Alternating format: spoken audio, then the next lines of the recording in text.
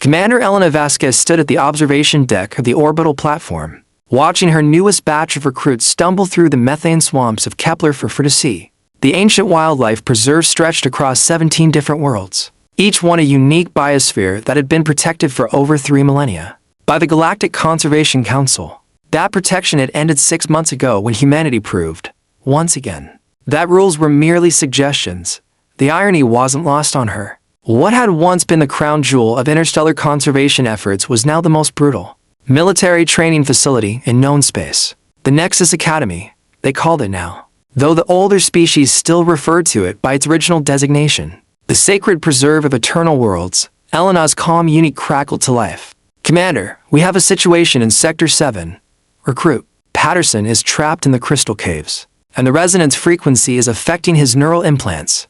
She sighed, watching a young woman on the screen below get swallowed by what appeared to be a sentient mud puddle. The creature would spit her out eventually, covered in protective slime and probably traumatized for life, but ultimately unharmed. The preserve's original inhabitants had evolved fascinating defense mechanisms over millions of years, none of which were actually lethal to humans. It was perfect for training. Terrible for morale. Send in the extraction team, Elena replied, and remind Patterson that his implants should have been calibrated for crystalline interference before he entered the caves.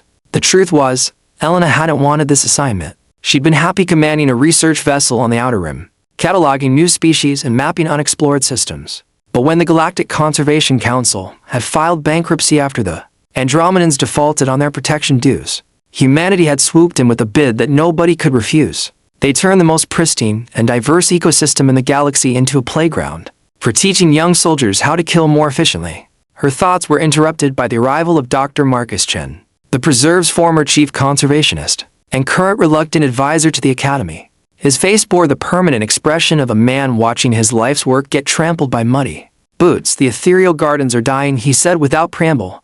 Your recruits keep disrupting the meditation cycles of the crystal butterflies. Without their psychic harmonics, the entire ecosystem of Proxima 7 will collapse within a month. Elena rubbed her temples. The crystal butterflies were one of the most beautiful and delicate species in the preserve, their wings creating complex light patterns that served as both communication and ecosystem regulation. They were also incredibly sensitive to aggressive thoughts and emotions, which made them terrible neighbors for a military training facility. What do you suggest, Doctor? The butterfly's telepathic sensitivity is exactly why we need to train here. Our soldiers need to learn mental discipline in environments that punish emotional volatility. I suggest you find another way to teach your recruits self-control. That doesn't involve driving an entire species to extinction, Chen replied, his voice tight with barely controlled anger. Before Elena could respond, her comm unit exploded with chatter. Multiple emergency signals were coming from different sectors of the preserve. She pulled up the tactical display and felt her stomach drop. Somehow, a group of recruits had managed to awaken something in the forgotten depths of Tau Ceti 3, and it was not happy. All units, this is command. We have a code black situation in the Epsol sector. Repeat, code black. All non-essential personnel evacuate to minimum safe distance. Elena and Chen rushed to the emergency command center, where holographic displays showed feeds from across the preserve. On Tau Ceti 3, the ocean floor was glowing with an eerie bioluminescence that pulsed in complex patterns. Something massive was moving beneath the sediment, something that the original preserve surveys had classified as dormant geological formation, rather than living entity. How big is it? Elena asked her tactical officer, Lieutenant Sarah Kowalski. Initial scans suggest approximately 12 kilometers in length, Commander, and it's definitely alive. The electromagnetic signatures match no known species in our databases. Chen was frantically pulling up old research files. This is impossible. We surveyed every square meter of the preserve. There's no way something that size could have been missed. Unless it wasn't alive when you surveyed it, Elena realized. What if our training exercises woke it up? The creature's movements were causing massive underwater tremors that were affecting the entire Tau Ceti system. Worse, the preserve's interconnected ecosystems meant that disruption on one world could cascade across all 17 systems. We're looking at potential environmental collapse on a scale that would make humanity responsible for the largest ecological disaster in galactic history. Commander, Kowalski called out, we're receiving communication attempts from the entity. It's broadcasting on multiple frequencies simultaneously. Put it through the translators and let's hear what it has to say. The The voice that emerged from the speakers was ancient and vast, like the sound of tectonic plates learning to speak. Small ones. Why do you bring war to the sanctuary? Elena stepped forward. This is Commander Elena Vasquez of the Nexus Academy. We are conducting training exercises in accordance with legal territorial rights. Who am I speaking with? Was, the guardian of the deep places.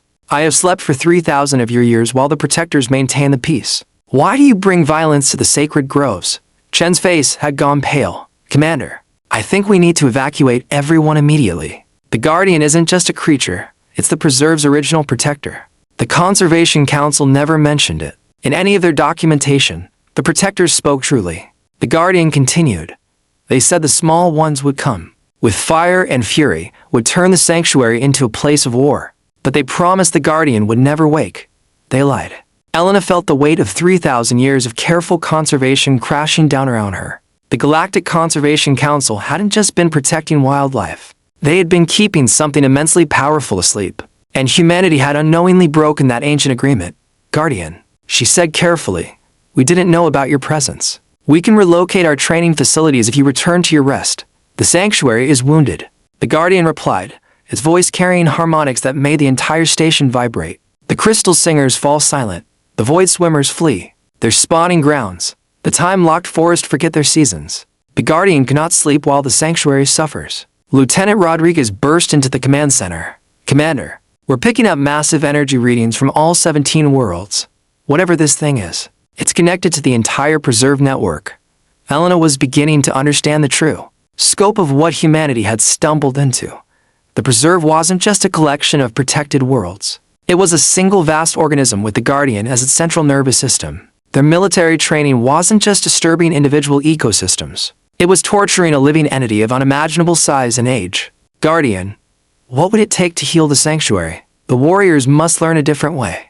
The sanctuary teaches survival, adaptation, harmony with chaos. But your warriors bring only destruction. They must learn to fight without fighting, to conquer without conquering. Chen suddenly looked up from his research terminal. Commander, I think I understand. The preserved species didn't evolve defensive mechanisms, they evolved teaching mechanisms. This entire place was designed as a training ground, just not the kind we thought we were building. Elena stared at him. What do you mean, every challenge? Your recruits have faced here, every creature that's captured or confused or redirected them. They've all been non-lethal. Even the most dangerous environments leave your soldiers changed but alive. The preserve isn't just teaching them to survive. It's teaching them to think differently about conflict itself. On the screens around them, Elena could see her recruits scattered across 17 worlds, each group facing seemingly impossible challenges that somehow never quite killed anyone. She watched Private Jenkins learn to communicate with sentient plants instead of cutting through them. She saw Sergeant Morrison discover that the predatory shadow cats could be pacified with complex mathematical formulations rather than weapons fire. In the quantum storms of Vega 12, her soldiers were learning to navigate by emotion rather than instrumentation. The sanctuary offers a bargain. The guardian's voice rumbled through the station. Your warriors may train here, but they must learn the sanctuary's way. They must become protectors, not destroyers. Elena looked around the command center at her staff, at Chen, at the displays showing her soldiers being transformed by experiences they couldn't possibly have imagined. She thought about the political pressures that had led to humanity's acquisition of the preserve, about the military doctrine that demanded they create perfect soldiers, about the galaxy's growing suspicion of human expansion. What happens if we accept? Your warriors will become something new. They will learn to wage peace instead of war. They will carry the sanctuary's wisdom to the stars. But they will no longer be the kind of soldiers your leaders expect. Lieutenant Kowalski pulled Elena aside. Commander, I need to show you something. We've been monitoring the biometric data from all our recruits since training began. Look at these psychological profiles. The data was stunning. Aggression levels were dropping across the board, but tactical thinking and problem-solving abilities were increasing exponentially. Soldiers were showing enhanced empathy, improved pattern recognition, and something the psychologists were calling ecosystem awareness, an ability to understand and work with complex interconnected systems rather than simply trying to dominate them. They're becoming exactly what the Guardian described, Elena whispered. Protectors instead of destroyers. Chen nodded grimly. The question is, what happens when they go back to regular military service? Can the human command structure handle soldiers who've learned to think like this? Elena's comm unit buzzed with an incoming message from Earth Command. Admiral Harrison's face appeared on the screen. His expression thunderous. Commander Vasquez, we're receiving some very disturbing reports about your training facility. What's this about giant sea monsters and soldiers refusing direct orders? Admiral, the situation is complex. Our recruits are exceeding all performance metrics, but their tactical approaches have evolved beyond conventional parameters. I don't care about their approaches, Commander. I care about results. Can they fight? Elena looked at the screens, showing her soldiers. On Kepler 4 to see. A squad had managed to neutralize a hostile alien probe not by destroying it, but by understanding its programming well enough to convince it they were friendly researchers. On Proxima 7, another team had resolved a territorial dispute between competing species by establishing a complex resource-sharing agreement that left all parties better off than before. They can fight, Admiral, but they've learned to win without fighting. That's not what I want to hear, Commander. I want soldiers who can eliminate threats efficiently and follow orders without question. If your precious preserve can't deliver that, we'll find somewhere that can. The Guardian's voice suddenly filled the command center, somehow having accessed their communication channel. Admiral of the small ones, the Guardian offers wisdom. Your empire grows too fast. Makes too many enemies. The Sanctuary can teach your warriors to make friends instead. Admiral Harrison's face went red. Commander, who authorized communications with hostile alien entities? Cut that connection immediately, Admiral. I don't think that's possible. The Guardian appears to be integrated with the Preserve's entire communication network. Your warriors learn well, the Guardian continued, oblivious to the Admiral's fury. They discover that strength comes from understanding, not domination. They will return to your empire as builders, not destroyers. I don't want builders. Harrison snapped. I want soldiers who can protect humanity's interest across the galaxy. The Sanctuary teaches protection through understanding. Your warriors will protect humanity by teaching other species to trust humanity. Is this not better than protection through fear? Elena felt herself at the center of a moment that would define humanity's future in the galaxy. She could shut down the Preserve, return to conventional training methods, and produce the kind of soldiers Admiral Harrison expected. Or she could trust in what she was seeing, in soldiers who were becoming something unprecedented in human military history. Admiral, request permission to continue the current training program for another 6 months. The performance metrics are extraordinary. Denied. You have 72 hours to normalize operations, or I'm sending in a replacement command team. The connection cut off, leaving Elena staring at a blank screen. Around her, the command center was silent except for the gentle harmonic vibrations that indicated the Guardian's continued presence. Commander, Chen said quietly, there's something else you need to know. The Preserve isn't just connected across 17 worlds. Our deep scan suggests it extends into subspace dimensions we can't even map. This Guardian might be one node in something much larger. Elena felt a chill of understanding. You think there are other preserves? I think the entire galaxy might be one vast preserve, with pockets like this serving as critical nodes. And I think humanity just stumbled into a guardianship role we're completely unprepared for. The tactical displays suddenly lit up with new contacts. Ships were approaching the preserve from multiple vectors, but they weren't human vessels. Elena recognized Andromedan cruisers, Centaurian research vessels. Even the distinctive energy signatures of the enigmatic void touched. Commander, Lieutenant Rodriguez called out. We're receiving communications from the approaching fleet. They're requesting permission to observe our training operations. Elena's mind raced. The other galactic powers have been watching humanity's acquisition of the Preserve with suspicion and resentment. If they saw what the Preserve was actually doing to human soldiers, how would they react? Guardian, are those ships connected to the Preserve somehow? The Protectors return. They were stewards once, before the small ones claimed the Sanctuary. They come to see if the small ones can learn wisdom or if the Sanctuary must choose new stewards. The weight of the situation crashed down on Elena. This wasn't just about military training anymore. This was about humanity's place in the galactic community, about whether her species could evolve beyond its aggressive tendencies, or would ultimately be contained by older, wiser civilizations. What are you thinking, Commander? Chen asked. Elena looked at the screens showing her soldiers. Young men and women who were becoming something unprecedented. They were learning to see the universe as an interconnected web of relationships, rather than a collection of resources to be exploited. They were developing empathy without losing effectiveness, gaining wisdom without sacrificing strength. I'm thinking about what kind of galaxy we want to live in, she said finally, and what kind of species we want to be. She activated the communication system. Admiral Harrison, this is Commander Vasquez. I need to inform you that I'm exercising emergency protocols under Article 7 of the Outer Colonies Defense Act. The Preserve training program represents a critical strategic advantage that requires immediate protection and expansion. Commander, you are explicitly ordered to normalize operations. Article 7 does not apply to routine training exercises. With respect, Admiral. This is no longer routine. The Preserve has revealed capabilities that could revolutionize our approach to interstellar relations. I'm declaring this facility critical to humanity's long-term security. Elena cut the connection before Harrison could respond. She turned to her staff, all of whom were staring at her with expressions ranging from admiration to terror. Lieutenant Kowalski, open channels to the approaching fleet. Tell them they're welcome to observe our operations, but they'll need to follow Preserve protocols.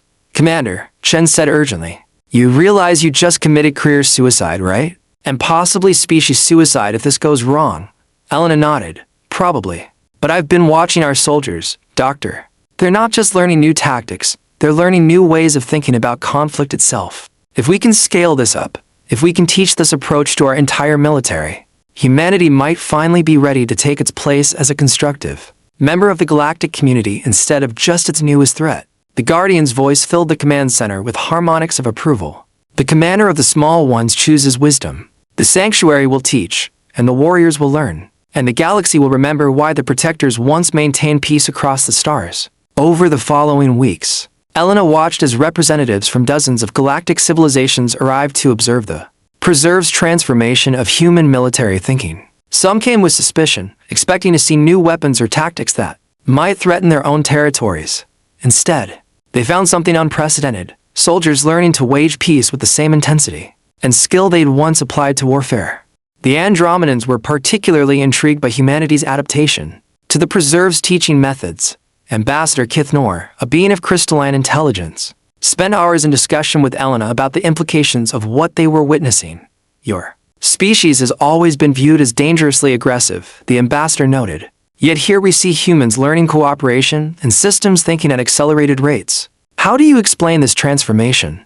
Elena gestured toward the displays, showing her soldiers. I think we were never really aggressive, Ambassador. We were just afraid. Afraid of being alone in the universe, afraid of being conquered, afraid of not being strong enough to protect what we loved. The Preserve is teaching us that strength comes from connection, not isolation. On the screens, they watched a squad of human soldiers working alongside Centaurian observers to resolve a complex ecological crisis. In the fungal forest of Wolf 359c, the humans had learned to think in terms of symbiosis rather than domination, finding solutions that strengthened the entire ecosystem rather than simply solving immediate problems. Remarkable, Kithnor observed. We had assumed such thinking was beyond your species' capabilities. So, did we? Elena admitted. But the Preserve seems to bring out potentials we didn't know we had.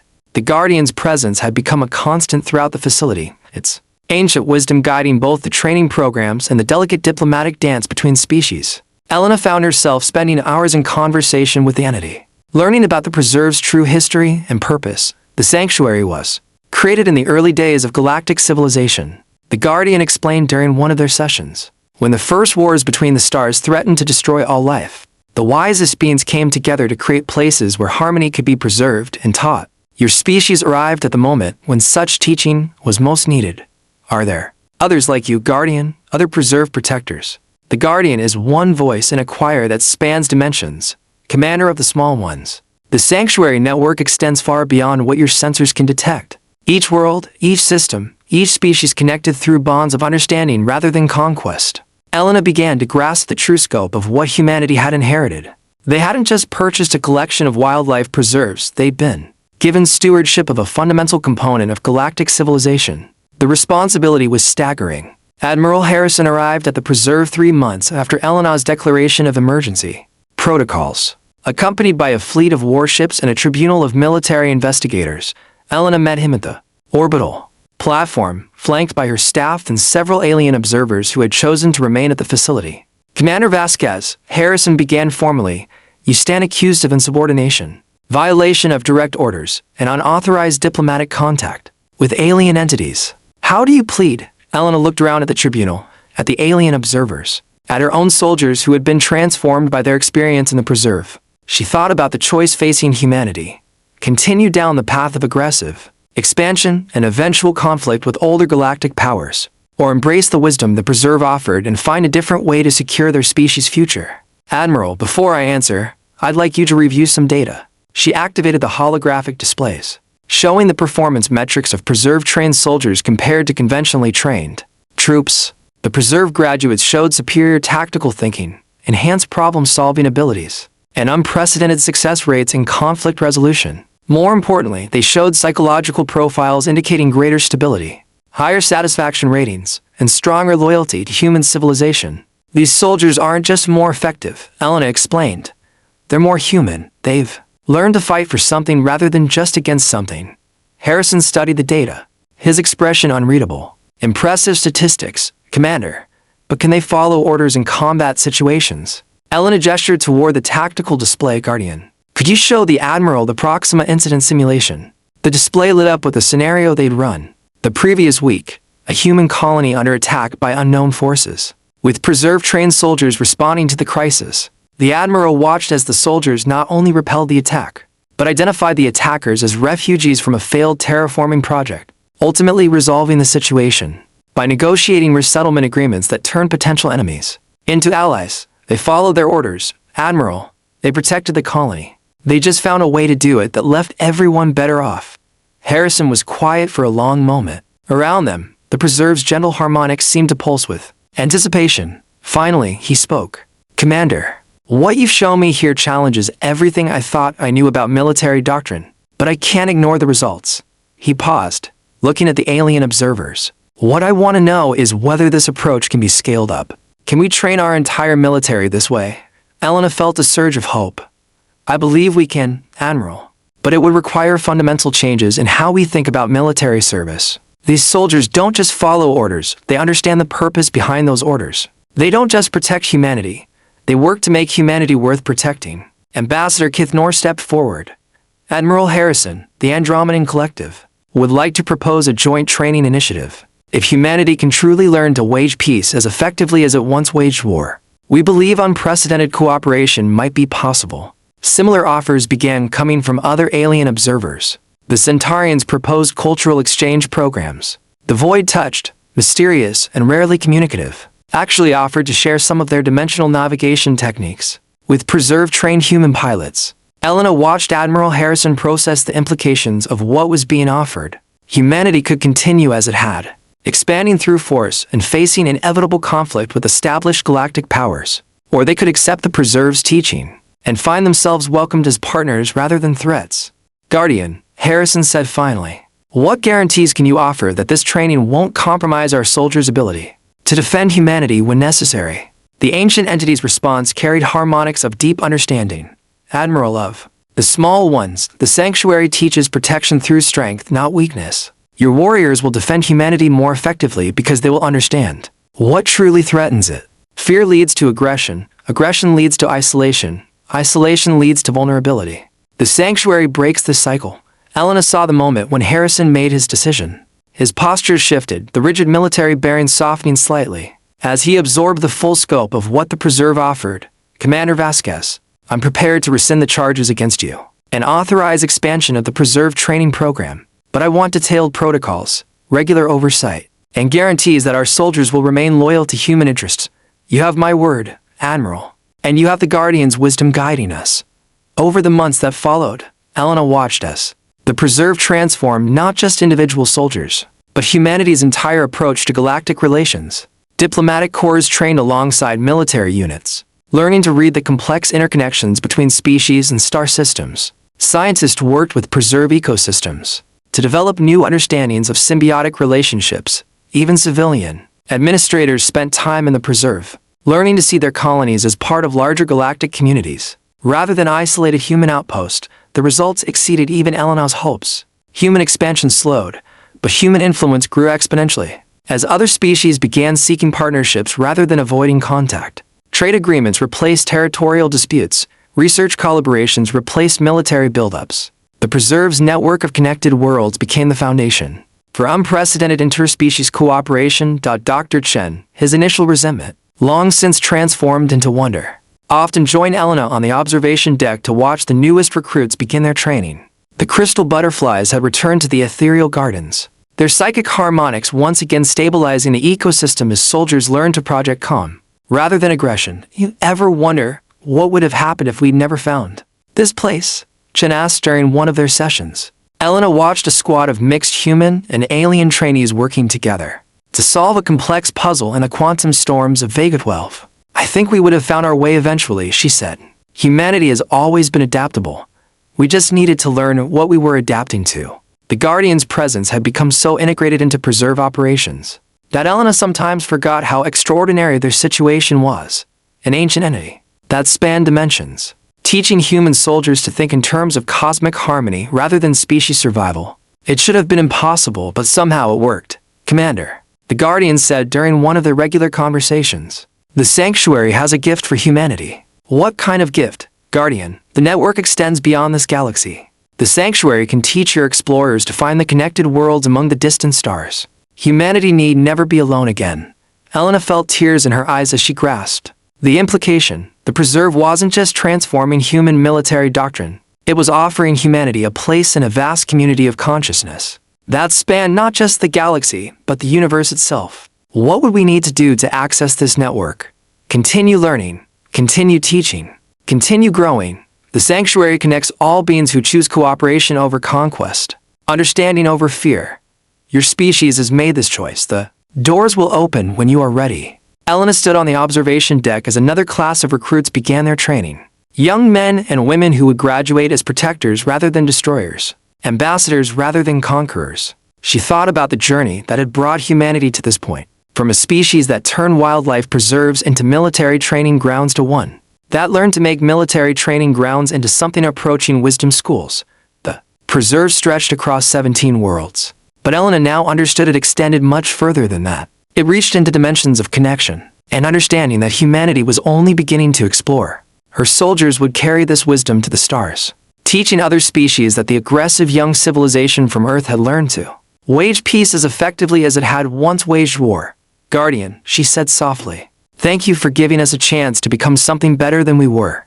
Commander of the small ones, the Guardian replied, its voice carrying harmonics of deep affection. The Sanctuary merely revealed what was already within your species. The choice to grow was always yours to make. Elena smiled, watching her soldiers learn to dance with alien ecosystems instead of dominating them. They were becoming something unprecedented in human history, warriors whose greatest victories would be measured not in enemies defeated but in friends made, not in territories conquered but in understanding shared. The Preserve had given humanity the chance to earn its place among the stars, through wisdom rather than force, and they were seizing that opportunity with both hands. In the distance, the crystal butterflies danced their complex patterns of light and meaning, their psychic harmonics carrying messages of hope across 17 worlds and beyond, into dimensions where ancient protectors waited to welcome humanity into a community. Larger than any one species could imagine, the Preserve was protected, but in ways none of them had expected when this journey began. It was protected by becoming a place where protection itself was redefined, where the act of guarding something precious transformed both the Guardians and the guarded into something greater than either could be alone.